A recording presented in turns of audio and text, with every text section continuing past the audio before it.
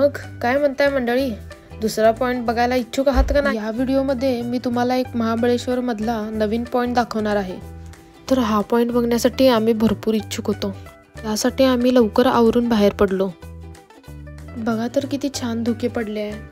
तर इथे जवळपास खूप सारे पॉइंट्स पण होते. आम्ही महाबळेश्वर मधला केटस पॉइंट बघायला चाललो होतो आणि बघतोय तर इथे ट्रॅफिक जाम झाले होते. खूप गर्दी झाली होती आणि पार्किंगला पण जागा नव्हती. मग ना आम्ही तिघेजण गाडीतून उतरून त्या पॉइंट पर्यंत चालत आलो.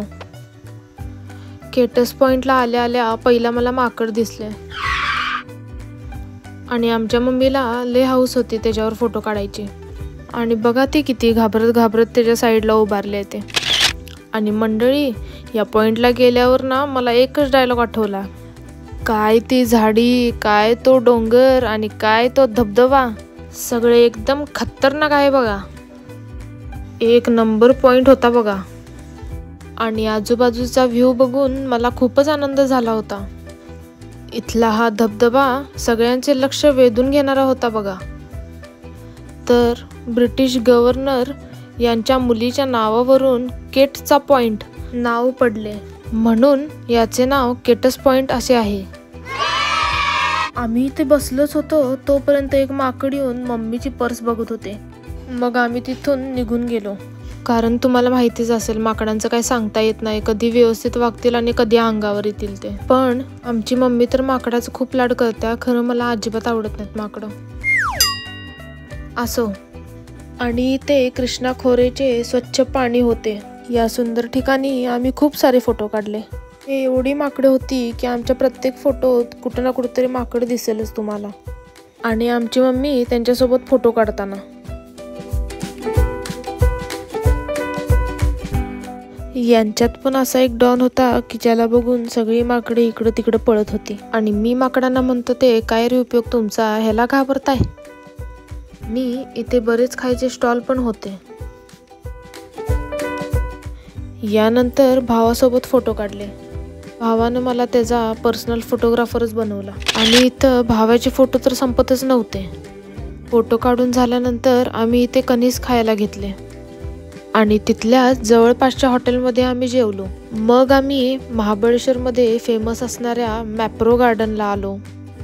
ते मॅप्रो गार्डनमध्ये खोळ्यासारखी गर्दी होती आणि प्रत्येकजण इकडे तिकडेच बघत होते. इथं गाडीवर पण स्ट्रॉबेऱ्या होत्या. इथे चॉकलेट फॅक्टरीमध्ये खूपच गर्दी होती. हे तळे आणि मासे खूपच सुंदर होते. आणि मी तर बऱ्याच वर्षानंतर कमळ बघितले. मॅप्रो गार्डनमध्ये दुपारचे जेवण आणि आईस्क्रीम पण आहे, हे आम्हाला तिथे गेल्यानंतर समजले. आणि इथं बऱ्याच प्रकारचे फॅन्सी कुत्री पण आली होती.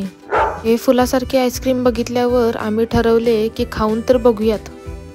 आणि इथं आईस्क्रीमसाठी पण 2 लाईन लागल्या होत्या. मग आम्ही इथल्या फेमस फॅक्टरीमध्ये घुसलो.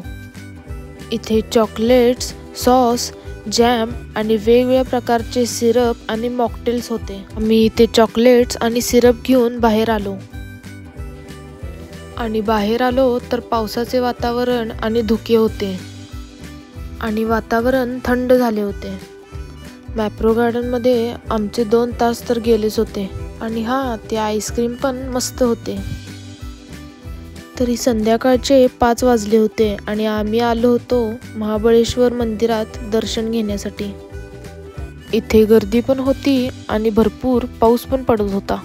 मग थोडा वेळ लाईनमध्ये थांबून दर्शन झाले आमचे. या मंदिरात स्वयंभू शिवलिंग आहे, जे की 6 फूट लांब आहे. हे मंदिर 800 वर्षांहून अधिक जुने आहे असे म्हणतात.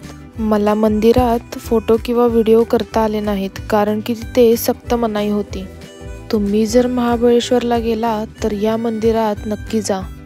दर्शन झाल्यावर आम्ही हॉटेलमध्ये आलो आणि थोडा वेळ कॅरम खेळलो आणि बऱ्याच वर्षानंतर सापशिडी खेळलो. मग मी आणि भाऊ टेबल टेनिस खेळत असताना पप्पा मध्येच आले, मी पण खेळणार, मला पण द्या म्हणून. खेळून झाल्यानंतर आम्ही रूमला जाऊन फ्रेश झालो आणि काहीतरी खाण्याच्या शोधात बाहेर पडलो. आणि या हॉटेलमध्ये पण गर्दी होती. ते भाऊ चॅनल लाईक करा सांगत होता. आणि आमची चेष्टा मस्करी सुरू होती. आणि इथे जेवण चांगले होते. मम्मीला इथे व्हेज मोमोज टेस्ट करायचे होते, पण तिला काय आवडले नाहीत. मग आम्ही फोटो काढले आणि बाहेर पडलो. आणि असेच नवीन व्हिडिओ बघण्यासाठी चॅनलला सबस्क्राईब करा. बाय.